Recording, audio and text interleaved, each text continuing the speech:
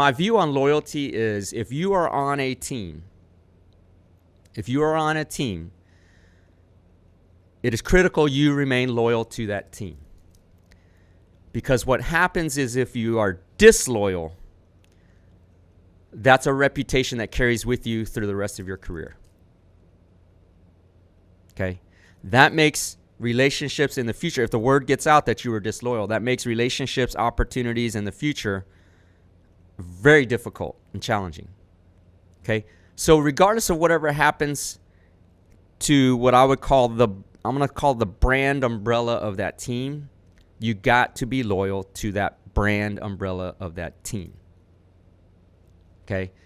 Even in the face of adversity, even in the face of criticism, even in the face of just bad news, badness, you got to remain loyal to that team. So there's a caveat to this.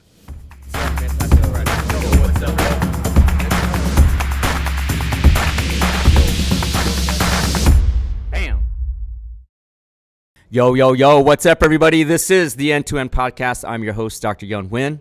And as you know, my friends affectionately call me the Prolific Ninja or Ninja. You can call me Ninja too. This is the End-to-End Podcast, the alpha to the omega, the beginning to the end, talking about life, inspiration, motivation, entrepreneurship, success, and offering you morsels in this all-you-can-eat buffet called life. I am hyped up today. The reason is, for the whole month of October, I've been waking up at 3 a.m., working out with my group at 4 a.m. in what is called Squat-tober.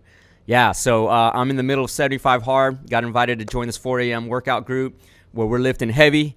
I'm feeling jacked. I'm feeling good, energized, enthusiastic. And what has surprised me is, usually I'm waking up at 5, 6 a.m., get my workout in. But I'm finding out that waking up this little extra early and getting done with my workout by 5 a.m. has actually added a lot to my daily routine. So I'm getting a lot of extra things done that have been sitting on the sidelines that otherwise would not have been accomplished. So surprisingly, second benefit, more time to be productive.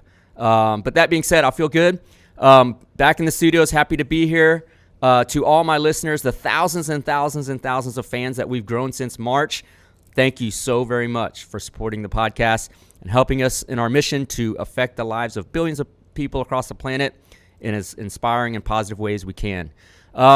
This is another episode, the second episode of Prolific Q&A amongst our various episodes where I can talk by myself or I interview a guest. This particular episode is Prolific Q&A, where you send in questions to me and I try to answer them the best I can from my own personal perspective on this podcast.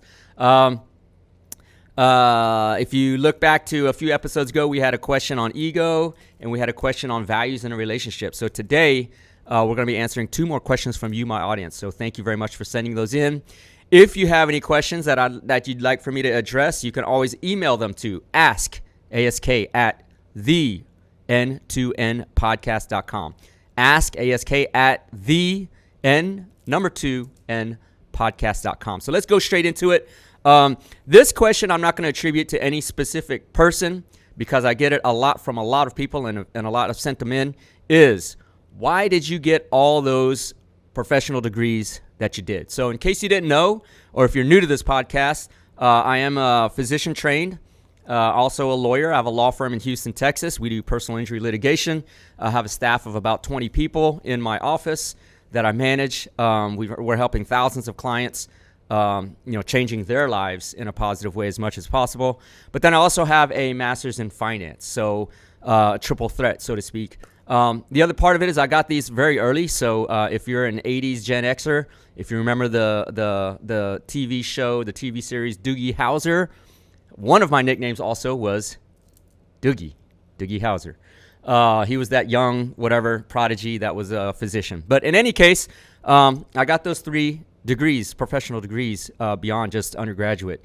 And the question always is, wow, man, why so much? Well, there's kind of a long answer to that, and I'm going to try to briefly go through that. There's three parts, 3 answers in part to that question. The first is context, okay? My parents were immigrant refugees from the Vietnam War. They moved, my brothers and I, I'm the youngest of 4 boys, here from Vietnam in the mid-'70s after Saigon fell. So we were raised, or I was born in South Vietnam in Saigon. And of my family, it was just my parents, my immediate family that came to America. Everyone else in my extended family stayed in Vietnam. And for those of you who do not know war, is that the winners write history. And so when the communist North took over the South, they put a lot of South Vietnamese into camps for re-education, so to speak, to indoctrinate them or culturalize them into the communist mentality. And so my father, who served with the U.S. military in Vietnam, on the Vietnam side, knew a lot of people that went to these camps, and we had family members that went to these camps. So when we got to America, I remember vividly, I'm going to say probably about 4, 5, 6 years old. I don't remember the exact date, but I remember the conversation. My father told me, hey, look, you are in this great land of opportunity where the education is free.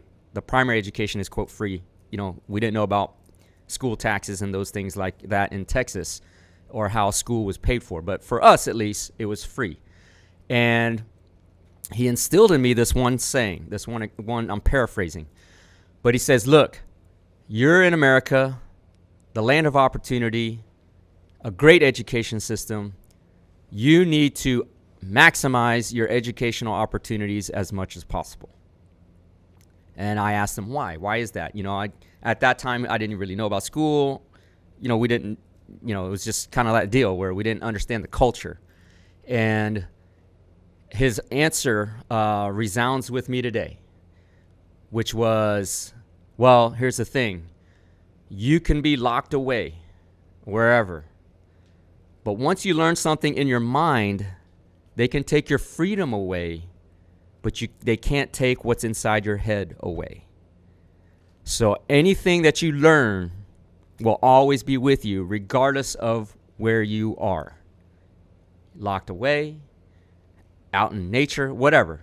Wherever you are, that knowledge will always stay with you.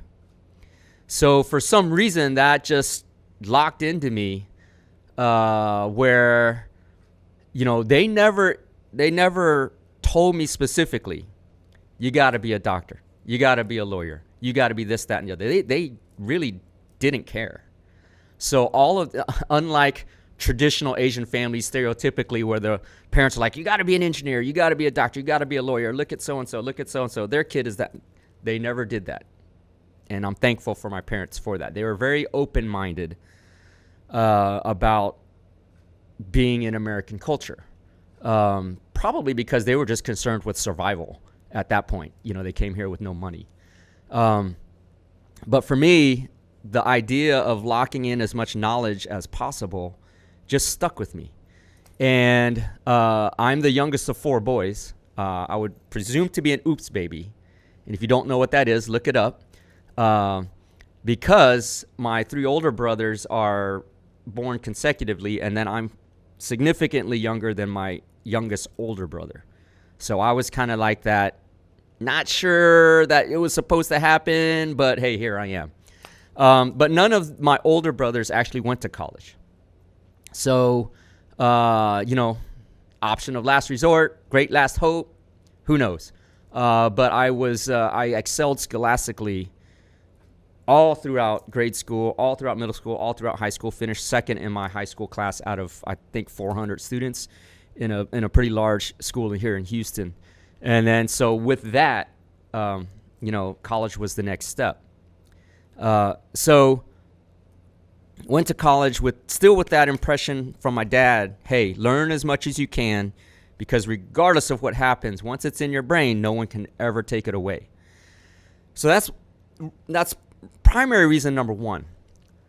The second reason of excelling that far, and it's a principle I live through to this day. For me, as you go back to the original episode 1 of this podcast, I talked about how success is defined differently for different people, right? For some, it might be money. It might be, you know, 50 exotic cars and, you know, 3 mansions around the world. It could be helping others as much as possible, which is partly a part of my definition of success. It might be, hey, living to your fullest potential that you can control, which is also part of my definition of success. But also for me, success is defined by acquiring as much wisdom as possible. I think we are here on this earth during our lifetime to gather as much wisdom as possible in order to fulfill our greatest potential as possible. The more you learn, the more you experience, the more knowledge you get, the better perspective you have, and the better you can help others. And so for me, that thirst, it's really unquenchable for me. That thirst for wisdom and knowledge just drove me to that whatever was next that I needed to learn or that I wanted to learn. Graduate high school, I want to learn more. Graduate college, I want to learn more. Go into medicine, I want to learn more. Finish medical school, go to law school, I want to learn more. Understand business and finance, I want to learn more. Taking all that knowledge now, with a working career of over 30 years, I'm applying all that into my profession, the businesses I own and work with, the projects, and then in the service of others. And I'm constantly reading, gaining more wisdom in order to be the best me I can be to help others. And therefore, the success comes naturally through that process. So that's the second reason. The third reason, I think, and the last I'll get into why I got all these degrees is in the early 80s, when I was probably 5-6 years old, my parents started a printing company. They scraped together as much money as they could, borrowed $1,000 here from a neighbor, $5,000 here from a neighbor. That's a lot of money back then. Took out a small SBA loan, and they set up a printing company with just a little bit of money, a handful of equipment, and they're just work ethics. And they grew that business very rapidly, I would say, to a very successful, basically the American dream. Within a few short years, they were doing $4 to $5 million in the 80s with 40 to 50 employees. So by any measure, a wild success for a small mom and pop shop. Small, I should say.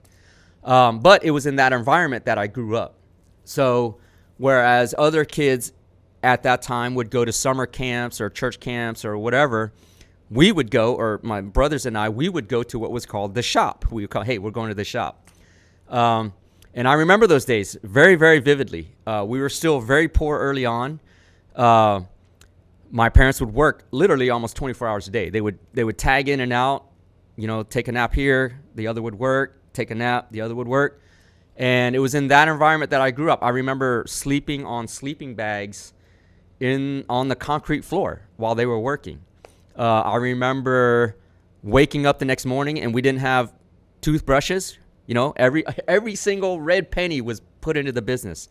Didn't have toothbrushes, so we would literally put toothpaste on our fingers and brush our teeth and rinse it out. And so it's in that environment that I grew up, basically understanding through real life experience what it is to be an entrepreneur.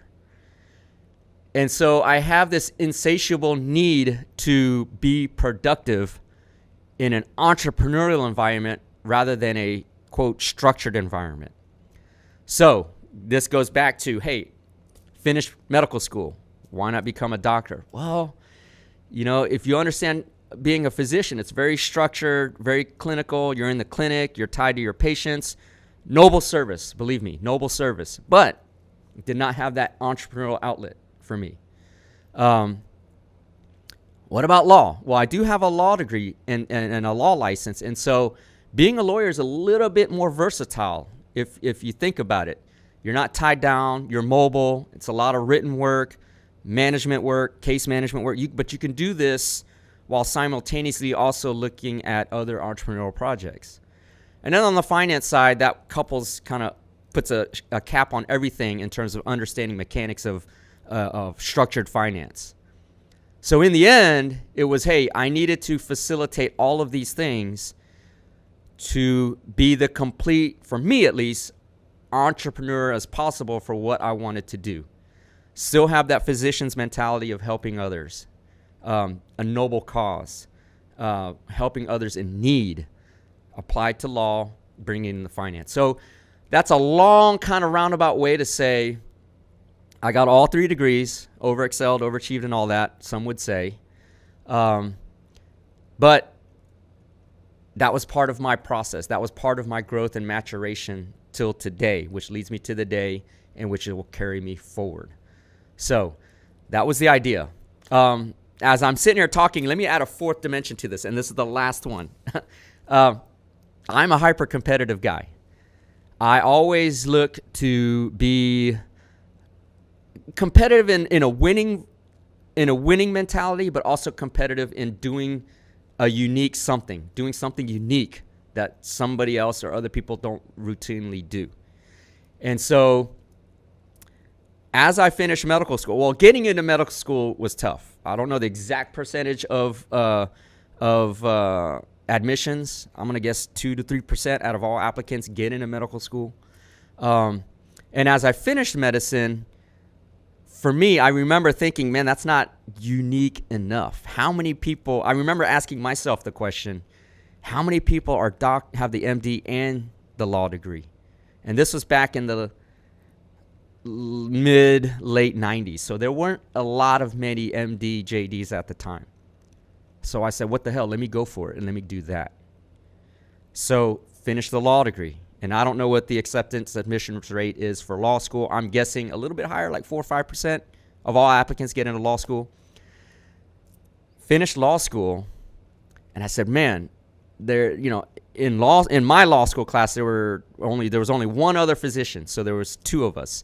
So I'm thinking, hey, what can be more unique than having these 2 sought after professional degrees and licenses? Well, let me go get that finance degree. So it was that competitive nature to do something other people didn't do also drove me to get all 3 and then call it a day and go make some money. So those are the reasons why. Great question. I get it a lot from a lot of people in my networking through the email. So not a specific person, but there's the long, short answer to why I have my MD, my JD, and my master's in finance. So question number 1 on Prolific Q&A. The second question comes from a listener, Lily Tran. Thank you very much for being a fan, and thank you very much for sending the question in. She asks, what role does loyalty play in success? What role does loyalty play in success? And that is a very, very good question. So I'm going to frame this question or this answer in the context of business, okay? Because there's loyalty in a lot of different ways. There's loyalty in relationships. There's loyalty in family. I'm going to couch this in terms of business. It means everything. Because why? Well, let's look at it this way. My view on loyalty is if you are on a team, it is critical you remain loyal to that team. Because what happens is if you are disloyal, that's a reputation that carries with you through the rest of your career. Okay?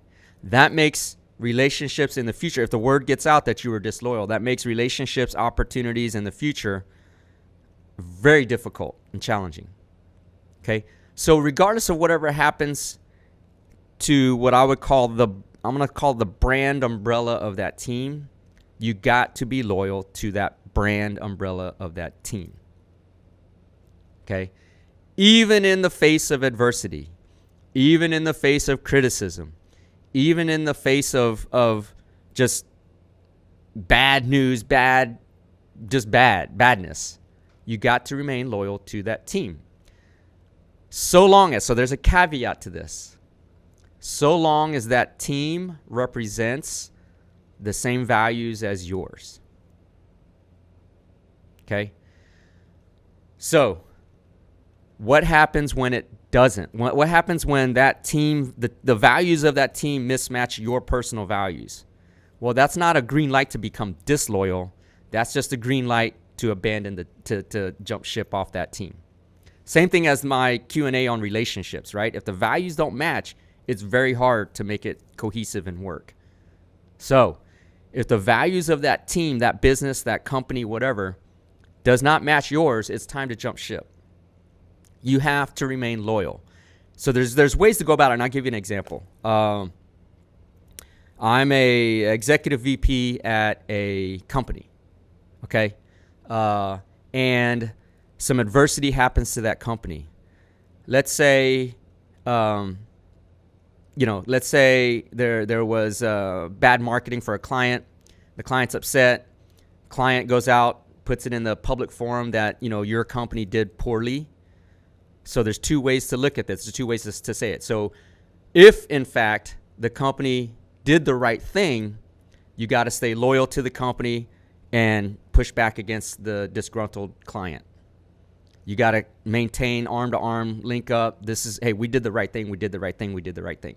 That's the loyalty, right? Now, if you know the company fucked up and the client is right, now you're in kind of that moral dilemma, right? Do I out the company, or does the company take a stand and be honest and say, hey, we messed up, that client is right?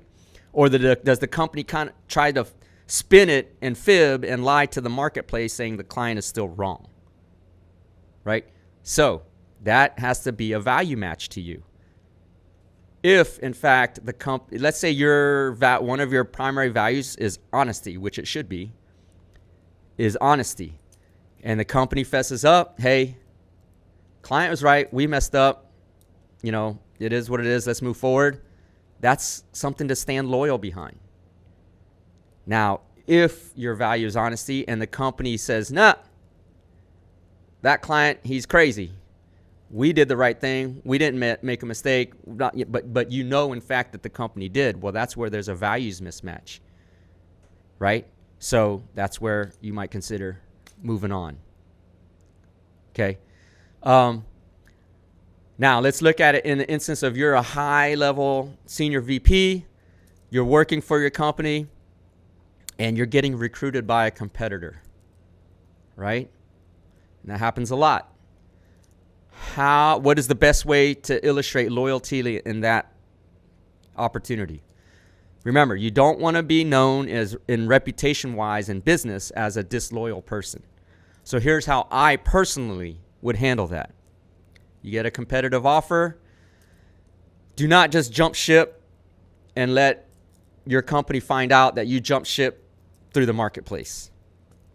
Okay? That would be viewed as a little bit or a lot bit disloyal. Hey, I'm out, going straight to the competitor. I would view the right thing to do is to approach your superior, the company, whoever, the CEO, and say, look, I'm getting recruited by a competitor. They're offering me this. Now, I wouldn't say match because you have a competitive offer. So being the smart business person, you would say, can you offer me something better than what they're offering me? Don't say match. I would never approach a boss or a CEO or whatever and say, look, this is the competing offer. Can you match it? I would say, this is the competing offer. Can you exceed it? Can you do better? If you can, I'm going to stay loyal to you. And if you can't, well, I'm going to go to the competitor. Simple as that. That does not burn any bridges. It shows that you're loyal. It shows your value, the value system that you have to say, hey, look, I'm here. I'm just doing what's best for me. But in the context of understanding, I'm going to be loyal to whomever, right? So that's to say the answer to the loyalty question is it is critical to be loyal to whatever team you're on until such time as the values don't match. And when they don't, that's where you move on. Okay? Don't burn any bridges along the way. Trust me, I've made that mistake myself in early in my learning period on handling relationships in business. And so that kind of reputation is hard to reestablish or rebuild, right? It can be done, but you don't want to burn any bridges or be known as someone that can be disloyal just like that. There are other areas that loyalty can play from different perspectives too. Now, let's say, what I just described is if you were an employee of a company. Now, let's say you are an owner or CEO of a company and you've had a long time employee that helped bring you up, like help build the company where you've grown significantly, but now the utility of that person has waned off where they can't help the company anymore. They've done all they can to get you here, but you've got to allocate resources somewhere else, right? Loyalty still applies in this following sense, okay?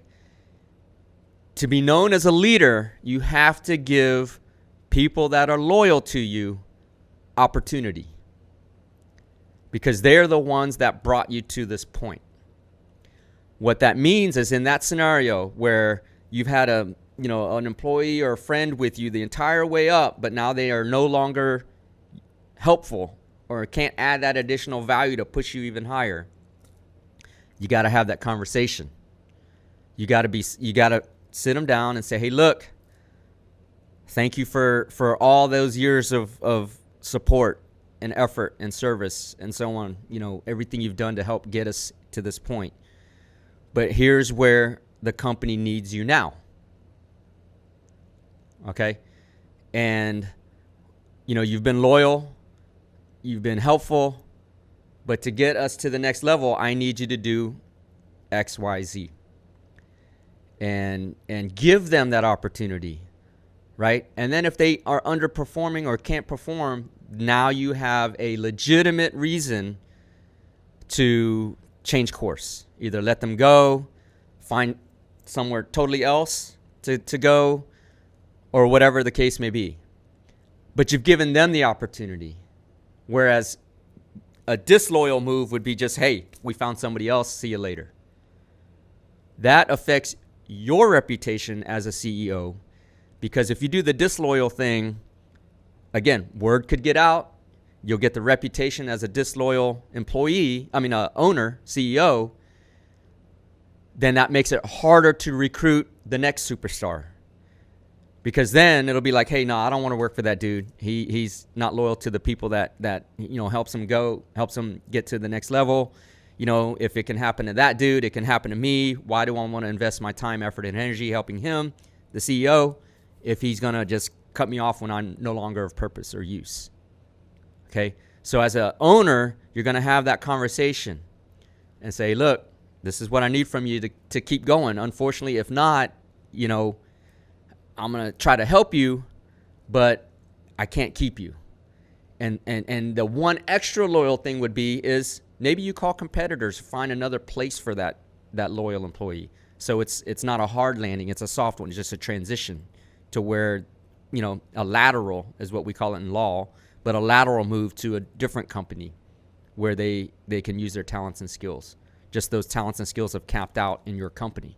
So that's the loyal thing to do. And that even builds your reputation.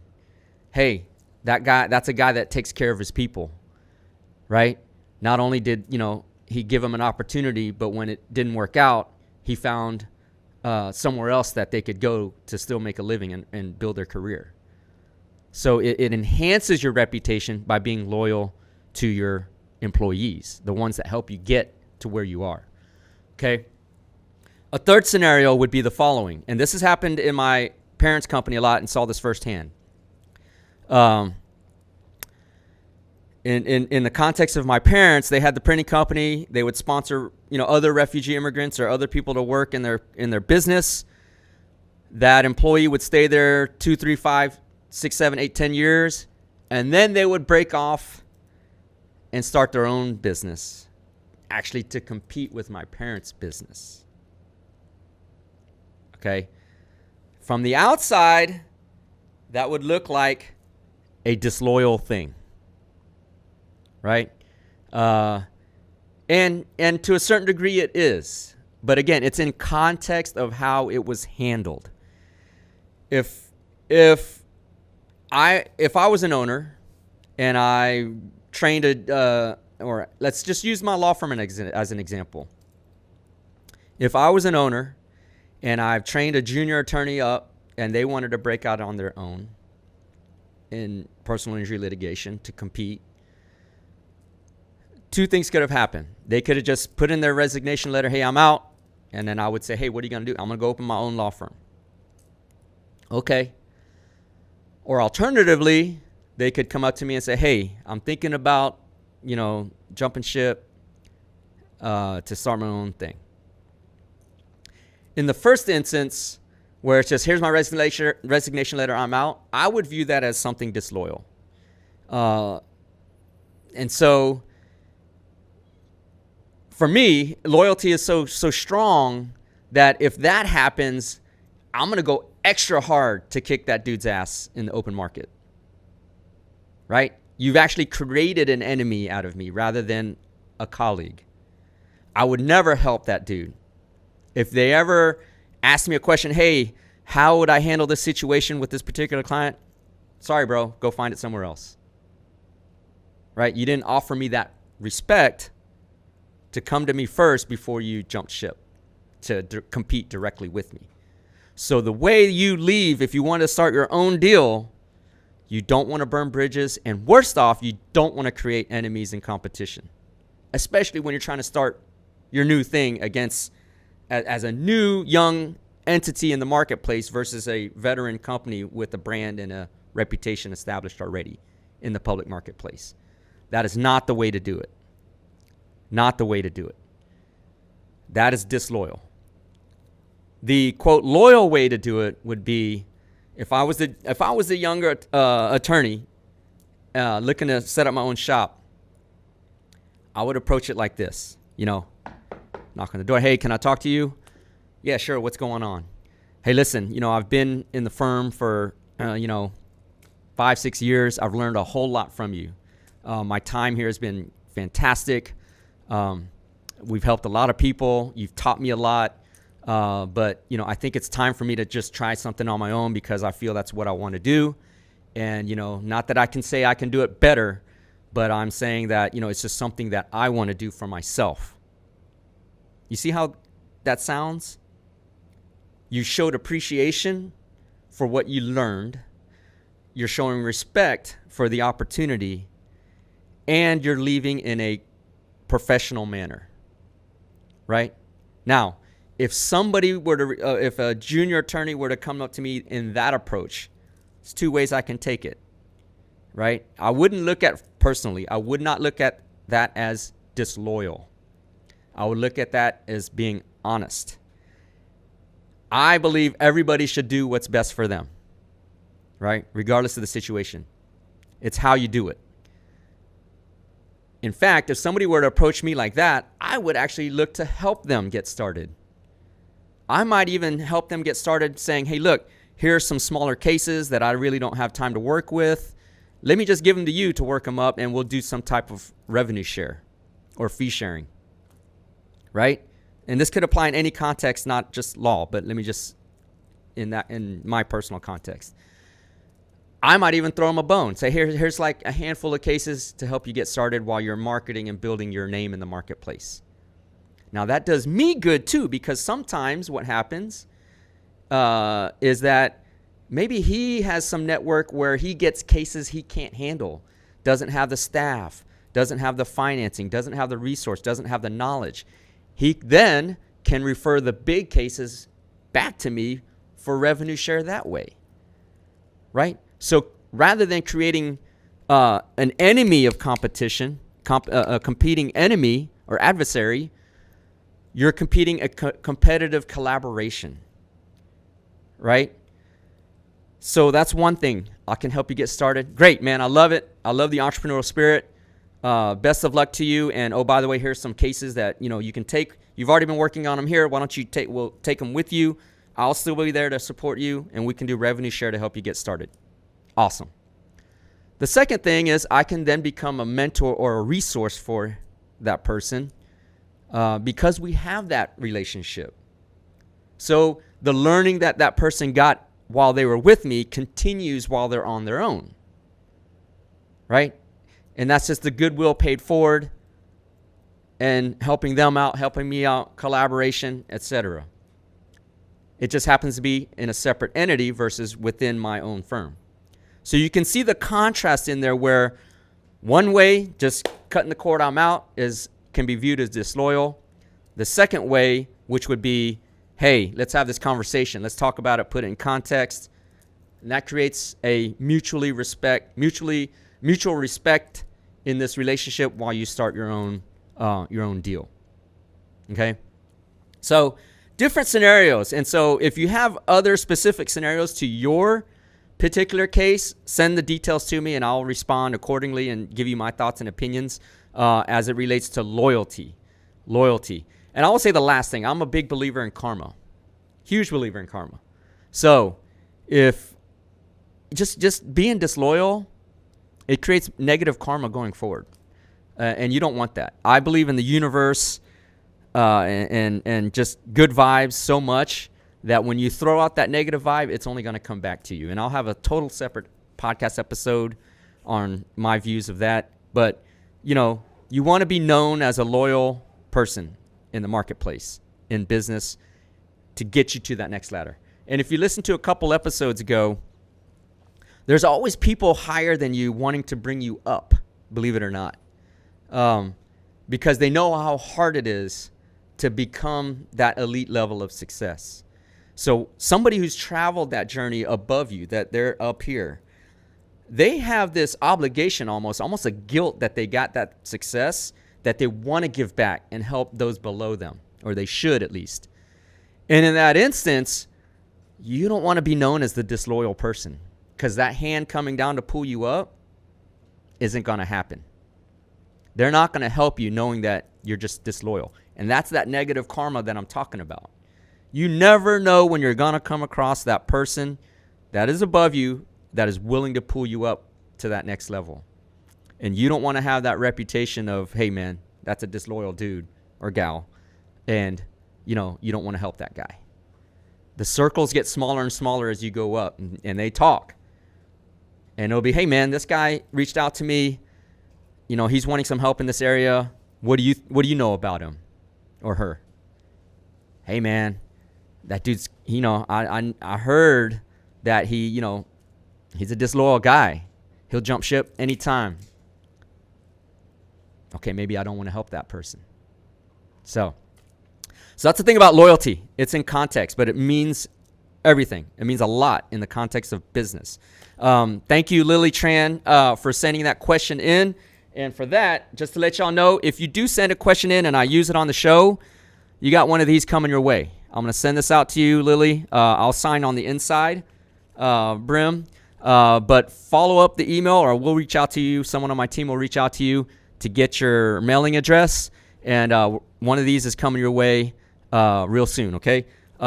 Also, if you want to get one of these, our merch store is going to be opening soon. So you're welcome to buy one of these as soon as it's up, and I'll let y'all know.